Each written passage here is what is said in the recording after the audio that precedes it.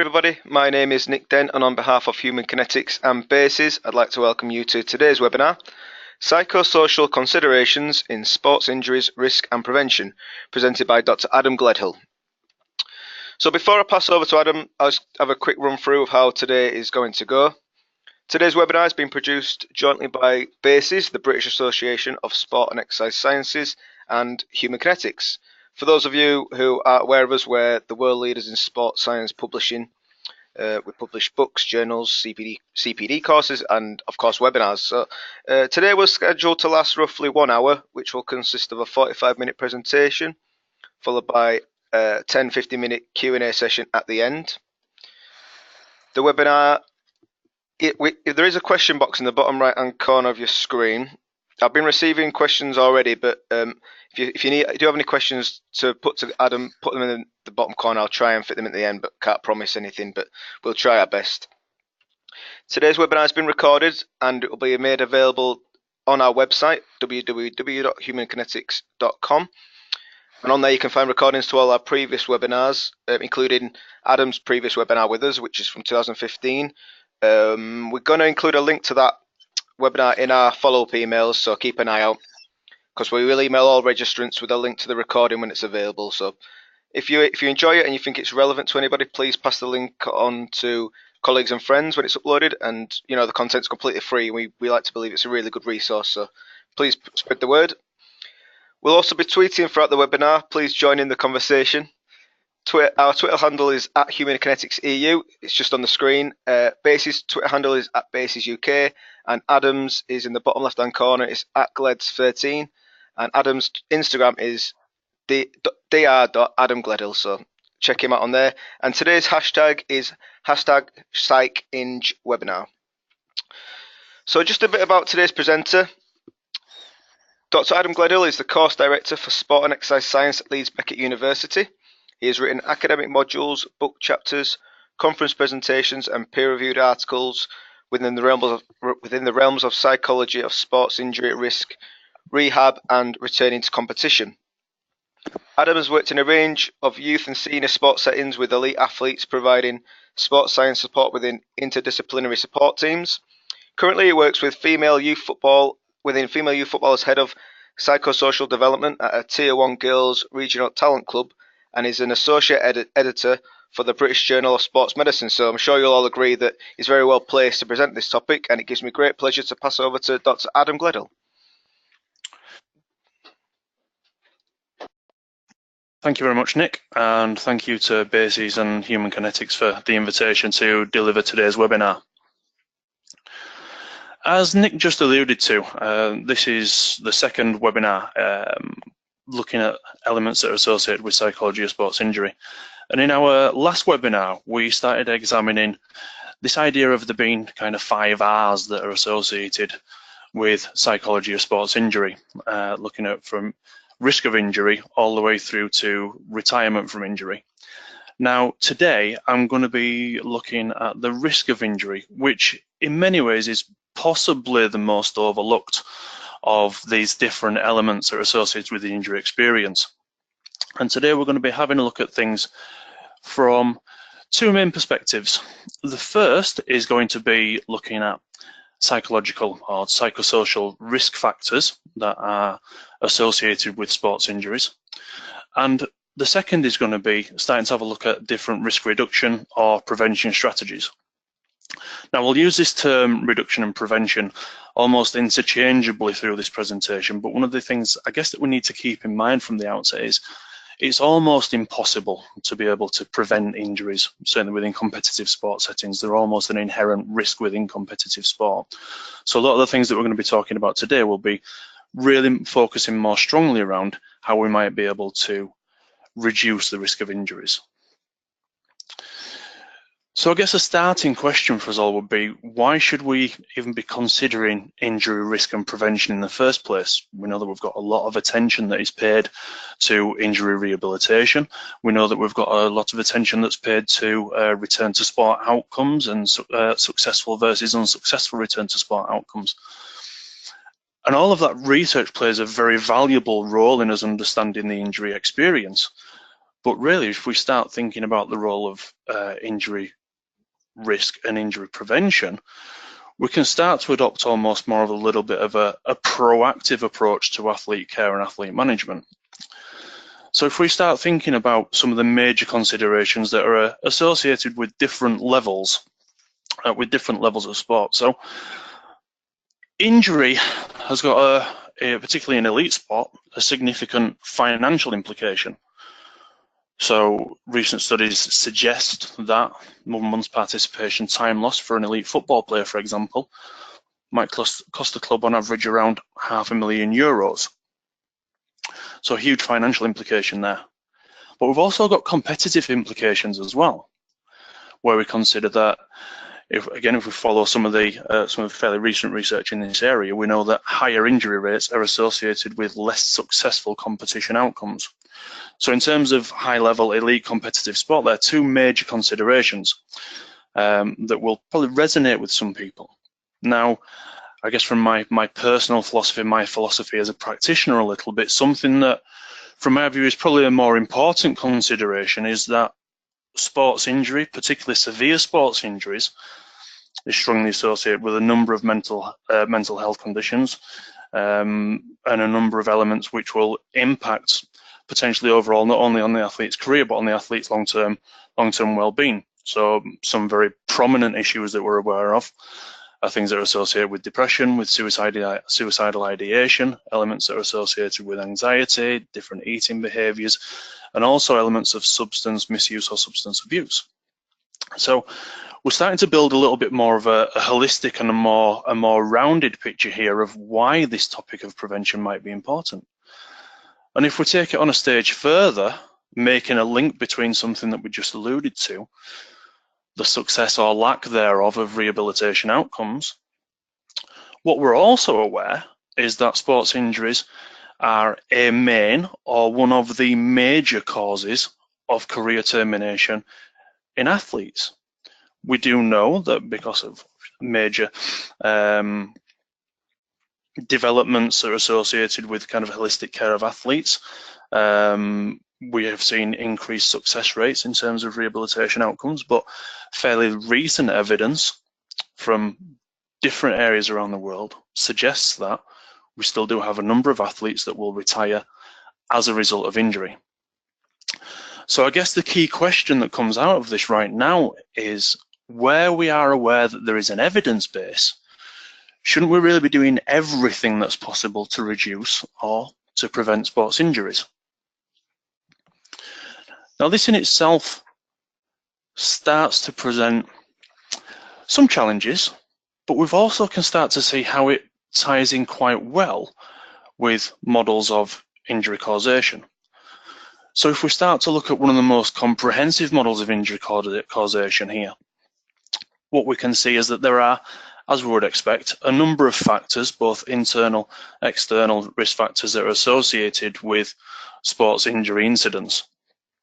And part of the reason that this model is particularly helpful in the context of today's presentation is that it recognizes the fact that psychological factors are an injury risk factor.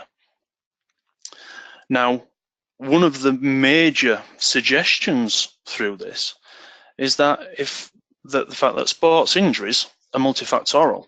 Now, if sports injuries are multifactorial, then our injury prevention program should also be the same.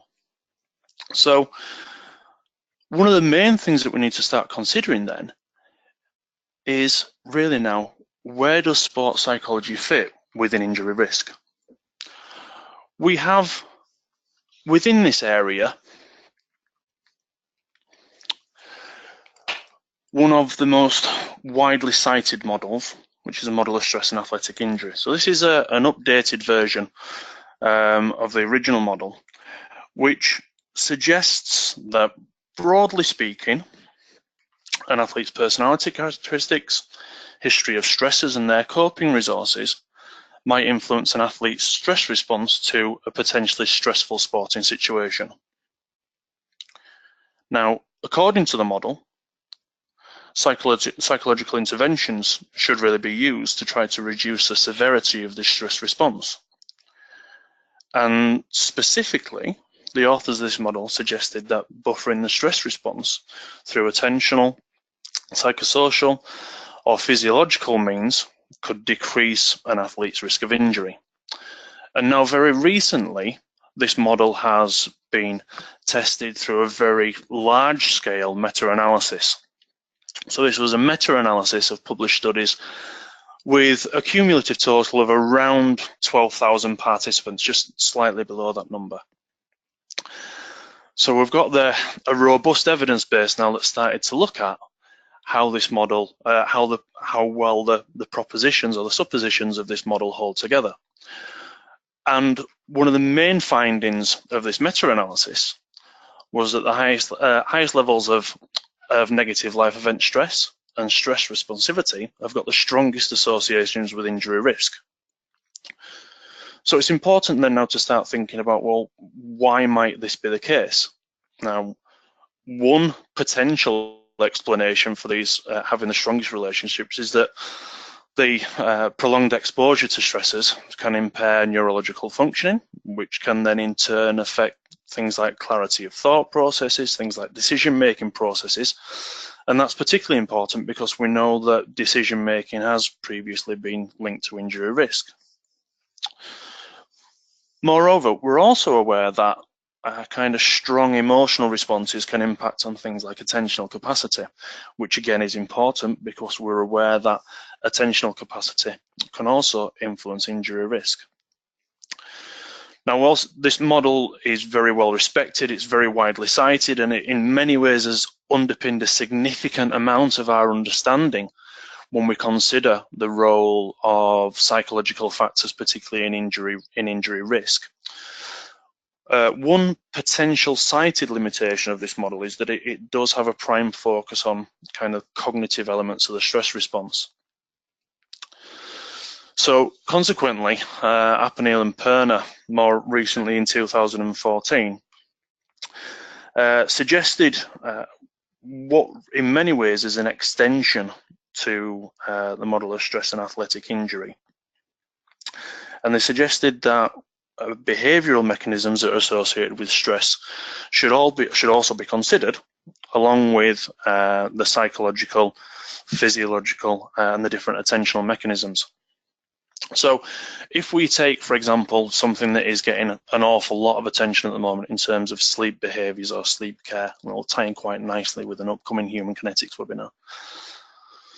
If we think that we've got sleep behaviours that are associated with stress response, and it's not uncommon that sleep quality will reduce. Now, that sleep quality will reduce by sleep disturbance, so not sleeping through, waking up repeatedly during the night, or really struggling to sleep at all. This is particularly important in terms of injury risk because poor sleep or poor sleep quality is linked to increased or a prolonged increase in evening cortisol levels, and it's also linked with decreased growth hormone release. Now, collectively, these might then start to inhibit muscle repair post-exercise. So if we think about that through in terms of linking it back to injury risk, if we've got a psychosocial stress that impairs muscle growth and repair by the presence of kind of catabolic hormones like cortisol, we've got cortisol's immunosuppressive catabolic effects, which can then, as a result, increase the risk of injury. Now, this might explain, for example, in part, why we know that there's evidence out there that suggests adolescent athletes who sleep less than 8 hours a night, they're around 1.7 times more likely to get injured. So we've got a potential mechanism there that we can start thinking around that links some of the psychophysiological elements, some of the behavioural mechanisms, some of the physiological mechanisms, and some of the health outcomes. Equally so, though, we're aware that fluctuations in life event stress might also influence things like cortisol presence and mood state, which again are important because these are positively associated with injury rates. They're positively associated with things like perceptions of pain severity, and they're also positively associated with elements of muscle tension. Now, collectively, those things, particularly if we think about perceptions of pain severity and we think about muscle tension, there are also elements that are associated with the risk of injury. So we're starting to build a picture whereby we've got lots of different potential explanations around this relationship or this link between psychosocial stress and injury risk. And we can see that we've got many potential avenues that we can explore, and we've got evidence around these to support some of these theoretical mechanisms, some of which have been empirically tested. So we can now start thinking about, well, how well or have these different risk factors been received, and how much have they been considered and integrated? And if we start thinking about some of the evidence that's available from research that's been undertaken with different types of sports medicine practitioners, sports injury practitioners, what we tend to see is that there is a reluctance at times, or a challenge at times, that's associated with considering the role of psychological injury risk factors within injury risk prevention or re-injury risk prevention programs. So we kind of get this picture where, although we're aware that injuries have got multifactorial causes, we're also aware that right now injury prevention programs might not necessarily take into account all of these causes and be integrated within a prevention program. And that poses a number of potential questions for us. And what the literature tends to tell us is that there are a number of factors that come out as reasons why sports injury practitioners might not always consider some of the psychological or some of the psychosocial considerations within injury risk. So the first two that we've got here, where we're looking at time constraints or resource constraints, effectively, they're things that can be considered and can be worked around organisation-specific planning, organisation-specific kind of priorities, and looking at how we might be able to free up resource in terms of human, physical, fiscal, time resources to be able to engage with this element of injury prevention. But the other element that we really need to consider, I guess, here are the other elements that we need to consider are these bottom three. And if we're suggesting that it would be appropriate for organisations to start considering how well psychological or psychosocial injury risk factors are considered within their injury prevention programs, we really need to look at these elements of uncertainty or intolerance or an awareness of the benefits or the perceived benefits of psychological intervention within injury risk programs, injury risk prevention programs, sorry. So when we consider these, really it's incumbent upon us as practitioners, as researchers within the area, to really start considering, well, what does the evidence around intervention efficacy or intervention effectiveness tell us about the role of psychological intervention in injury risk prevention? So I'm going to take a step towards that now. Take a step towards addressing this idea of the evidence base, the efficacy, the effectiveness behind interventions, but start looking at it from the point of view of, well, where might sports psychology sit within injury prevention? Because we've got a picture already that a lot of the emphasis, in many ways quite understandably so far, has been around stress management, stress reduction, placed a lot of emphasis on the role of psychosocial stress within injury risk. So we can take a little look now at some of the more generic elements of psychological intervention, and what are some of the more generic benefits of sports psychology. And we've got a number of potential benefits here that we might need to consider. So thank you to Emily Roberts for providing the image and also permission to use this image. And this is an image that I've used previously when discussing this topic. And if we look at all of the different potential benefits of different aspects of psychological intervention, so elements of psychological skills training, for example, around the outside of this image, we can see that in some way, every single one of those potential benefits of psychological interventions is also something that appears within the injury literature as suggesting that by making amendments in these areas, we may be able to reduce the risk of injury within athletes of different levels. We've just been speaking about the relationship between psychosocial stress and altered hormone release, for example, and we've made some inferences there around potential with tissue growth and repair. And then we've got some potential there, obvious implications around tissue loading and the potential injury risk associated with that. But we've also got some other elements around aspects of decreasing muscle tension, situational awareness, elements around concentration, decision making, thought clarity. Now, if we consider those, a lot of those will impact on our ability to pick up on things like environmental cues. Might be the difference between us, avoiding a potentially big hit, if you like, in contact sports that might result in an increased risk of injury from that point of view. We've also got elements around altered risk perception and risk-taking behaviours, and we know that in certain sports, and different elements, particularly of extreme sports, risk-taking behaviours might be associated with injury risk. We also know that in other sports that are involved with a number of kind of impact-related injuries, risk-taking behaviours are also an injury risk factor. And moving around, we also know that there is that psychological skills training can impact on skill learning. Now, we also know that if we follow around here that skill learning, particularly in terms of kind of fundamental movement skills or motor skill development, they can also impact on movement quality. And we know that the quality of different movement patterns can have a significant impact on quite severe injuries, particularly things like non-contact ACL injuries. And equally so, we're also aware that elements of things like neuromuscular deficiency also can play a significant role in things like non-contact ACL injuries.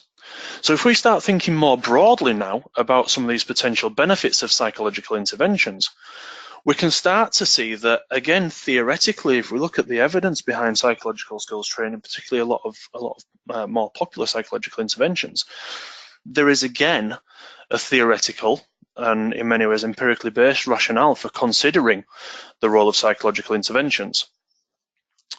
Now, moving beyond the potential benefits here, we're going to take a step into considering what does the existing injury prevention evidence suggest.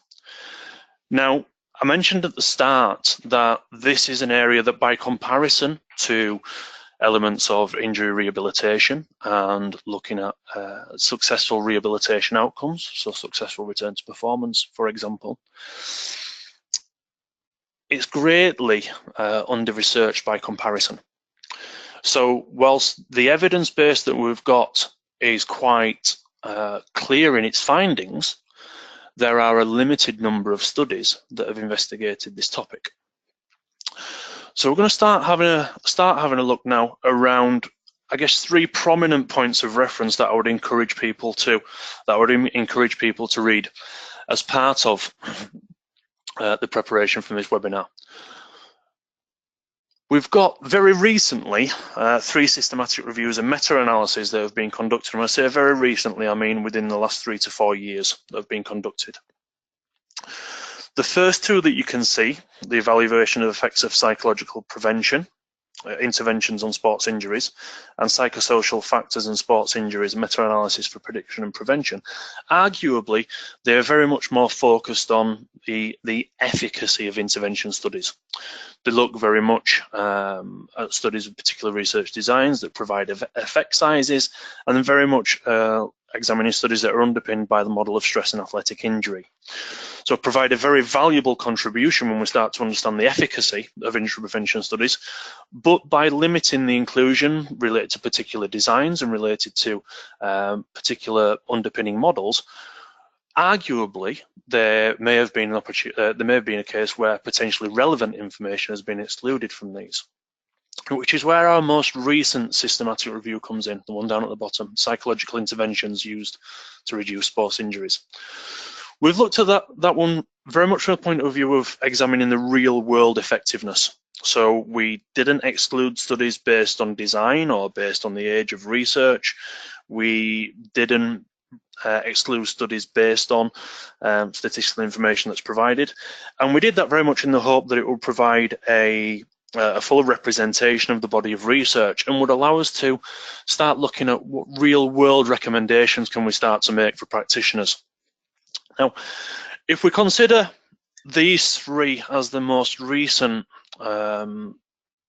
opinion on this body of research, what we can see is that we've got three systematic reviews and meta-analysis here that collectively support both the efficacy and the real world effectiveness of psychological interventions when it comes to injury risk reduction.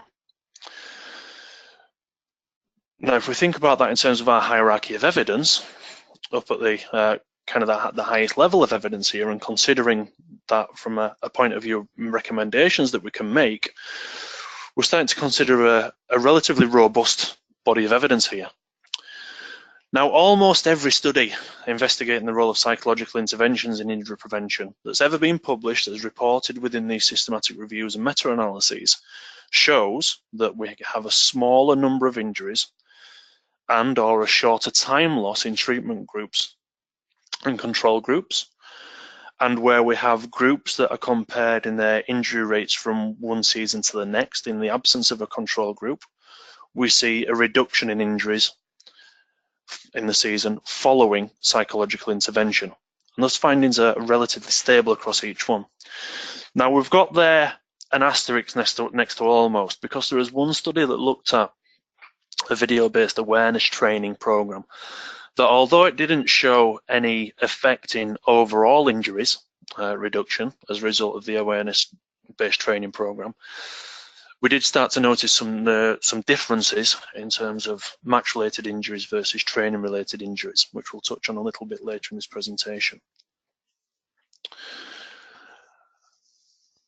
And when it comes to examining some of the effect sizes that are associated with the systematic reviews and meta-analyses, in Ivarsen and colleagues' work published last year in Sports Medicine, there was a mean effect size of 0.67 from the 7 studies that were included. And in our more recent research that's published in British Journal of Sports Medicine, from the 14 studies that were included, where it was possible to examine effect sizes, the effect sizes of the interventions there ranged from small to large. So again, if we start scaffolding this picture a little bit more, we can start to see that we've got an evidence synthesis now, which suggests that if we consider psychological interventions as part of a multifactorial injury prevention program, we are more likely to be able to reduce injury rates within our athletes. Now, one of the when I've spoken about this subject before, one of the comments that often come back is those effect sizes are very small in some studies, and yes, that's right, they are. But what we have got there are clinically meaningful differences in injury rates across studies that looked at different types of interventions. And if we look at some of the very interesting work that's coming out of from people like Martin Hagland and his group, that's recently suggested that a 4% variance in injury rates might determine whether you win a league or not. Suddenly those effect sizes become quite important, small as they are.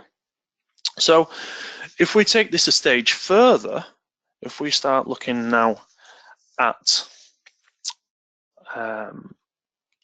recommendations that can come out of these systematic reviews.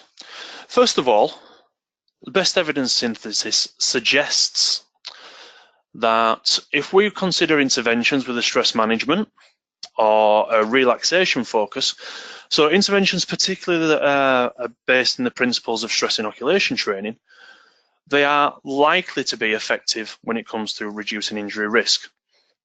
Now, we've discussed some of the potential mechanisms for those as part of the models of looking at the role of psychology and injury risk earlier on. But interestingly here, one of the considerations, I guess, for key stakeholders when they are looking at the role of, considering the role of psychological intervention and whether or not it's worthwhile investing that time and investing that resource within an injury prevention program, we go back to earlier on some of the considerations around resource allocation, time requirements, and even in instances where there was an appreciation that this is an important part of injury prevention or re-injury prevention, we might not necessarily be able to fit it in, or we might not be able to allocate the resource with it when we weigh that up against competing priorities within other areas. One of the things that is important to recognise from our most recent systematic review is that low frequency and short duration interventions, and we're talking studies here that also demonstrate a low risk of overall bias in reporting, also showed reduced injury rates. And when we're talking about low frequency, short duration interventions, we're talking specific here as little as 6 sessions of focused stress management sessions of 1 hour each have been shown to elicit small effect sizes in injury reduction. So again, we've got an important consideration here as to whether or not we could be doing more to get some of the smaller gains around injury prevention.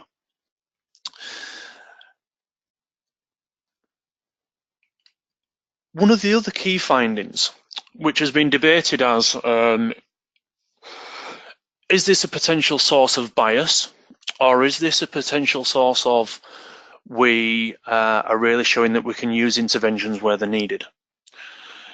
So one of the key findings is that athletes that are at higher risk, due to a higher stress response or due to a higher negative life event stress, they're more likely to see injury reduction or injury time loss reduction benefits from stress management types of interventions.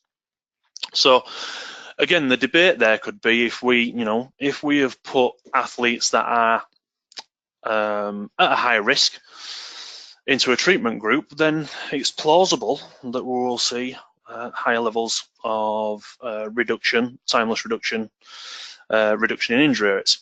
But I'll go back to my earlier point. It's important here that we start considering this on a needs-based approach. What are the needs of our athletes, and how can we best meet those needs so that we can consider their health, their well-being, and their ability to perform at the levels that are required? The other important element here is, whilst yes, in effect, more prominent gains are seen in athletes that are shown to be at a higher risk, we also see gains in athletes that would typically be viewed as low risk as well. Okay, so it provides, again, another element to the rationale that this is something that we potentially should be considering. And more recently, we've started to see some attention that's been afforded to mindfulness-based interventions as well. So a recent study conducted in football from colleagues in Sweden has demonstrated medium effect sizes in terms of injury reduction when following mindfulness, acceptance, and commitment approaches outlined by Gardner and Moore. So now, one of the key considerations here is that there are very few studies that have sought to replicate this, and one of the unique opportunities that this study particularly presents is that the way that the study protocol was outlined would facilitate replication of this study. And in order to move the area forwards, one of the key considerations that we need to address is the need for replication of findings to be able to draw more robust recommendations.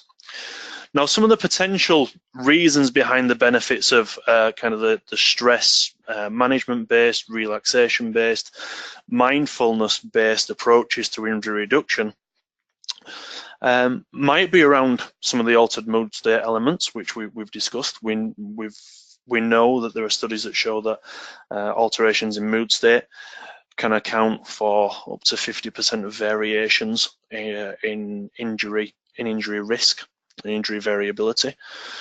We also know that they will potentially have an effect on cortisol levels, and we know that the changes in cortisol levels can have a have been shown through well-controlled randomized control trials to show, again, that they can account for variations in injury risk. There's also other potential explanations associated with altered neural activation, and this altered neural activation might result in an increased ability to pay attention to relevant environmental cues, improved decision-making capacity, and as a result of that, reducing the risk of injury. And I mentioned as well that there was an interesting study that looked at the role of video-based awareness training, so using match-related situations to try to raise awareness of football players' situational awareness associated with game situations, and does that have an impact on injury risk? And whilst the studies suggested that there was not an overall decrease in the risk of injury, some of the interesting findings were how those results could be delineated across training and across match-related situations. So there was some reduction shown in match-related injuries, which was quite interesting, and it's possible that that's related to the fact that the awareness-based training program was designed specifically around match-based situations with players, as opposed to situations that players would typically come across in training. So it's reasonable to expect that players have actually gone through a greater process of learning around some of those different match-based situations, and it's increased their situational awareness, which has increased their ability to pay attention to particular environmental cues, and as a result of that may resulted in a risk of injury in match-based situations. But as I said, in that particular study, the results with training-related injuries were less promising, and something that we might need to consider. So that gives us an overall picture we can take away from this in terms of the evidence-based recommendations, really paying attention to interventions that are based on principles of stress inoculation training, interventions that have got a relaxation focus, interventions that can help to elicit particular beneficial health-related responses are likely to have a role in injury risk reduction. Now, I've mentioned earlier on as part of this presentation that a lot of the attention has been based on the role of stress within injury risk and the role of stress management-based interventions in injury risk reduction. So I guess one of the key things is looking now at how can we move this area forward? What can we do as researchers and practitioners to try to develop the area further? So where are we now would be an important starting point, and where we are now is that almost all of the psychological intervention studies show a clinically meaningful difference between treatment and control groups. But we're also at a point where we know that we've got a very heavy emphasis towards interventions with stress management and relaxation components. The important part about this is that if we can increase the amount of replication studies, and if we can pay particular attention to things like sample size calculations, sample size reporting, and I guess in increasing some of our confidence in findings, in being a little bit clearer about the process of randomization of participants, we might be able to start to move that, again, very popular and quite robust area forwards even further. One particular point of note from our recent systematic review, though, is that there is a real underrepresentation of female athletes within this body of research, which is quite surprising, really, if you consider that female athletes across a number of sports for a number of biopsychosocial factors do have a significant risk of injury. And if we go back to some of the literature that we started talking about as part of this session rationale, we know that in female athletes, injury is actually one of the, if not the, in certain circumstances, leading cause of retirement from sport. So it's one of the areas that I guess we really need to start looking at how we can do more work. so that we can best meet the needs of this athlete is how we can conduct research with more female sport participants in a greater range of sports that's focused around, even in many ways, potential specific severe injuries, particularly things like non-contact ACL injuries, and the role of psychological intervention potentially in reducing those elements. In terms of the most recent systematic review, just under 1,500 participants took part in all collectively across the studies, and only around 30 to 35% of those were female athletes. So there's some work that really does need to be done there to redress that gender bias within the body of research. So the next question would be to start to consider, well, where could we go from here? First and foremost, I think really in order to move this area forwards, both in research and applied practice in many ways, would be to start looking at how we can bring in more multi or interdisciplinary collaboration. We appreciate that sports medicine practitioners, as physiotherapists, team doctors, sports therapists, and even in certain circumstances, strength and conditioning coaches, are the people that really very much oversee, plan, deliver injury prevention strategies within sports organisations. And it's whether or not now are we at a point where having more focused collaborative work between those individuals and other disciplines of sports science, sport and exercise science, biomechanists, physiologists, sports psychologists, so that we can produce, if we consider Byron-Crosshouse suggestions, truly multifactorial injury prevention programs, and looking at the role of psychological intervention within those injury prevention programs as opposed to something that sits outside those on an ad hoc basis. As I've mentioned, I think there is a real need for us to consider studies which aim to replicate findings, paying attention to some key, in many ways, key reporting of methodological details that might help to enhance the confidence in some of the conclusions, if not necessarily amend the conclusions. And looking at some roles of different types of interventions may also provide some benefit to move the area forwards. So if we consider, for example, the role of motivational elements or behaviour change elements in the prevention of overuse injuries, we know that adherence to injury prevention programs plays an important role in injury risk reduction.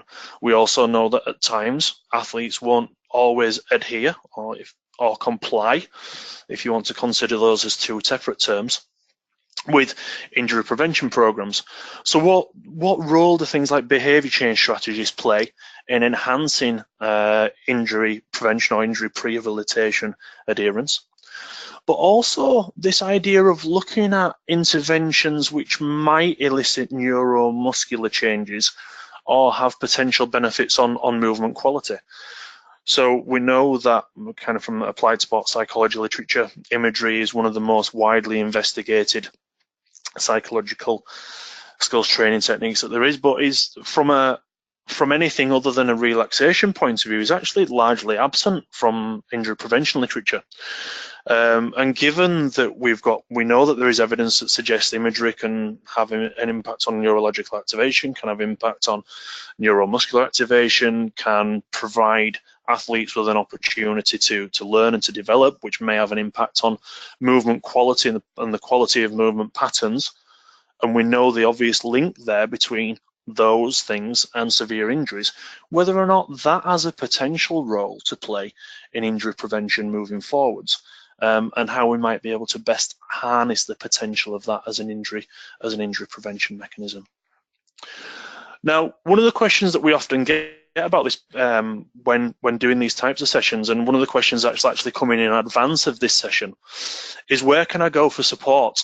So in a recent editorial that we wrote for British Journal of Sports Medicine, we kind of put together a list of organisations that, particularly as sports medicine or sports injury practitioners, you might be able to approach. And I've tried to focus that list in this instance around where a number of the kind of delegates have registered from. So what we've got here is a list of sports psychology organisations where you might be able to make contact with sports psychology practitioners who may be able to support this element potentially of injury prevention programs and be able to work towards this more of a multi or interdisciplinary, multifactorial approach to injury prevention.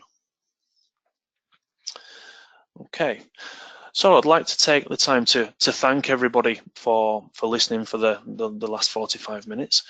And we've had some questions that have been sent in advance, so I'd like to now invite some of those questions, and also again reaffirm the statement earlier on around please use the box that's in the bottom right hand corner there to send in any questions that you might have, or please also do engage on Twitter using the designated hashtag, and I'll do my best to get back to you with responses to any questions after the event.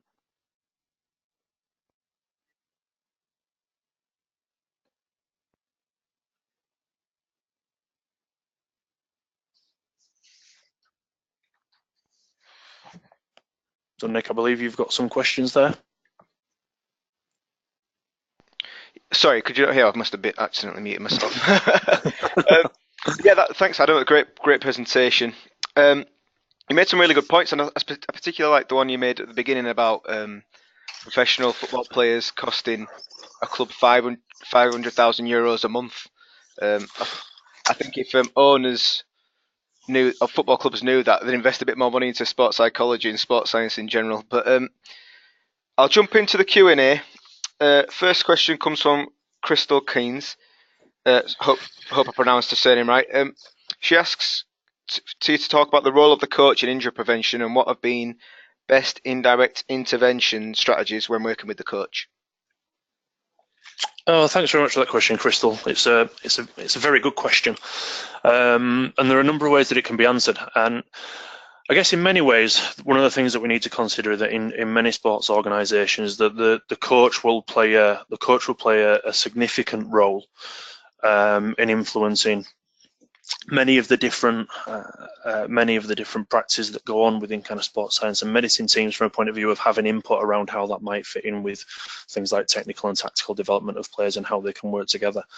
But there was an emerging body of evidence that started to consider the role of the coach across different levels of sport and how they might be able to support injury prevention. So one such example, a recent study published in the British Journal of Sports Medicine looked at relationships between experiences of coach transformational leadership and injury risk. And what the study reported is that there are some relationships there with athletes who are more exposed to transformational leadership on the part of the coach might be less susceptible to sports injury risk. And part of the potential relationship behind that is the potential impacts of transformational leadership on things like athlete well-being, which then ties in quite nicely with a lot of the propositions that we've discussed earlier on around the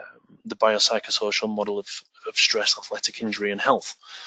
With kind of well-being being central to the athlete health and athlete health outcome, the athlete injury being considered a health outcome within professional sport.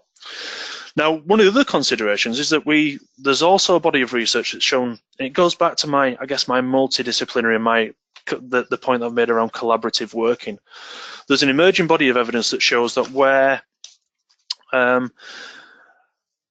coaches have engaged with sports medicine practitioners around evidence-based injury prevention programs, and coaches are helped to become fully aware of the injury prevention benefits of injury prevention programs, but also how they can be integrated within coaching sessions in terms, for example, of coach involvements with the injury prevention activities.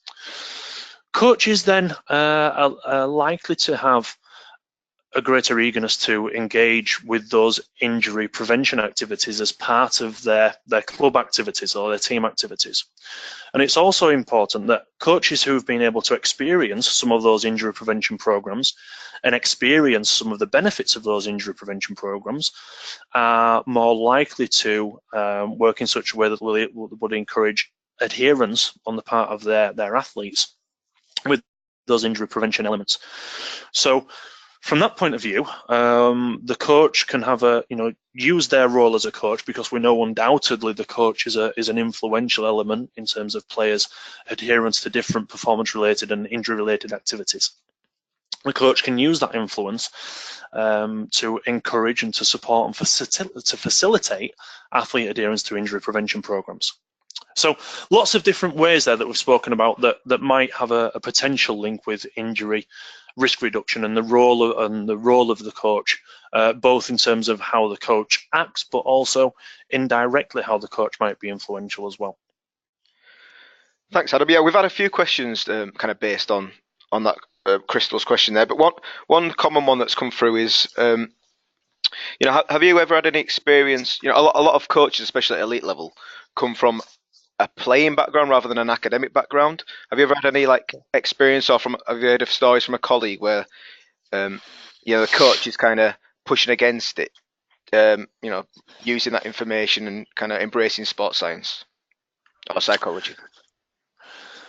I think what we're starting to see a lot more is that coaches are starting to buy into this idea of kind of athlete well-being. Can't talk directly, obviously, to different environments that I've worked within for confidentiality reasons, but we do start to see now that if we can, or if coaches can, or coaches appreciate the rationale behind engaging with different types of activities, and coaches are able to see, I guess, particularly from a point of view of how engaging with different activities are going to benefit the health, well-being, performance of their athletes, but also start considering other elements in terms of kind of finance and competitive elements, those sorts of things that are, let's be pragmatic about this, they're important factors in decision making at all levels of sport. We'll start to see that that coaches do buy in more and do become much more aware of the potential benefits of these. And that's not to say that every coach is unaware of this. Absolutely not. I've been very fortunate to engage in a number of different fora, from applied work to running workshops to to engage with different conferences with a number of coaches that do very much buy into this, and that's very pleasing. Because, as I said, we do appreciate that coach is one of the key social influencers, if you like, around how much an athlete will buy into this. Now, yes, we are aware that there are still elements of reluctance to engage with sports psychology for a number of different reasons. Part of that might be, kind of still this historical stigma at times that's attached to sports psychology, and this. Again, in some ways, this idea of sports psychology is kind of there as a fix the broken athlete approach, which that's all, the kind of the rehabilitative elements of sports psychology are one of its potential uses. But by only attending to that, we really are almost losing sight of the very positive, very developmental, and very, in this case, kind of preventative and pre-habilitative benefits that sports psychology can have. But like I say, thankfully, if I go back 10 years or so now, the question that I used to get was, what's the point of this? And if we bring that forward to the modern day now, the questions that I get asked more are, how can we integrate this more, and how can we have more of this? So, certainly on a personal level, I have noticed quite a big shift in thinking around this. Great stuff, and I am wary about time, so I'll make this last one. Let's try and keep it. I don't want to keep it too long, Adam. It's from Dean Watson. Dean asks, when working with injured athletes, is there a right combination of support from psych, physio, etc.? Thanks, Dean. Good question. I guess it would depend on how you define kind of a type or amount of support. But if we think about it more broadly, the key to the question there is this idea of multidisciplinary and interdisciplinary working. And I will use the word need. What we need to work towards is an approach where all of the key practitioners that can have an evidence-based input, and all the key stakeholders that can have an evidence-based input into injury prevention programs or re-injury risk reduction or prevention programs have the opportunity to do so. Because from my personal, professional, philosophical perspective, you can, whichever term you want to use from there, I guess I would argue that only at that point, when we're encouraging and allowing and seeking all of those different elements of input, are we really truly meeting fully our duty of care towards the athletes that we work with, but also B, maximising our potential to harness all of the real benefits of each of the different disciplines, but also looking at starting to consider really very much how the different disciplines link together and interact is a very important part of that. So adopting kind of shared decision making, shared approaches to exploring different options, exploring the logistics, the pragmatic nature of opportunities that might be available. Looking at, particularly if we consider some of the stress-related elements of these around high volume of training load, around increased demands of competition, number of matches and training sessions in quick succession, those sorts of things, where again, if we look at kind of this biopsychosocial approach to stress, athletic injury, and health, we know that some of the premises of that are based around those specific elements. So I think if we can start considering specific needs, but considering how each of the different practitioners can all have an input at different times to best harness the benefits of each of those, I think that's where we're gonna start really being able to unlock the potential for health, well-being, performance on an athlete level. Great stuff, and we'll leave that there. But thanks a lot, Adam, because you really went into a lot of detail, and he covered a lot of other questions that came in. We had over 20 questions in. We never had the time to get through it, but thanks for that, Adam. We'll move on with the rest of the presentation. Just a few bits from me. So for those of you who are not already BASES members, details of how to join, become a member of the UK's largest professional sport and exercise science network are on screen now. There's loads of benefits to joining BASES. From being keeping ahead of the field with leading edge conference workshops and webinars, to getting discounts, exclusive member discounts, especially from Human Kinetics as well, which is good. So yeah, coming up, we've got some more BASES webinars. The next one is next month. If you could just quickly skip to the next slide for me, Adam. Perfect. Thank you very much. The next one is in April, Wednesday the 18th. And that is on sleep and performance. Time to Wake Up by Ian Dunnican. Really excited about that one. It's getting a lot of interest already. If you want to register, registration is now open, so please head over to our blog at humankinetics.me or check information on our Twitter page at humankineticseu. And just while I'm talking about Twitter, if you're happy with, if you've been interested in what Adam's had to say and you want to hear more from Adam, the things he retweets and posts are all relevant to the topic, so I'd highly recommend following him on Twitter. But yeah, finally, thank you all for tuning in, and a huge thank you from all of us at Human Kinetics and BASES to Adam for his time and expertise. When I close down the webinar, a feedback questionnaire will pop up. If you could please take 30 seconds of your time just to fill that in. It's really helpful and useful for us. Gives presenters some feedback, but also helps us improve the webinars and service for the future for you guys. So we'll send out a link to the recording, as I mentioned, when it's available. Feel free to forward it on to friends and your colleagues. And finally, thank you all again for tuning in. Thanks to Adam, and we'll see you next time. Thank you.